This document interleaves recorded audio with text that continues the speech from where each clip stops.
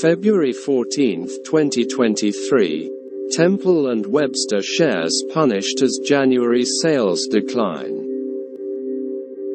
The Millennials-focused homewares seller says there's still room to grow, despite profits sliding when compared to last year.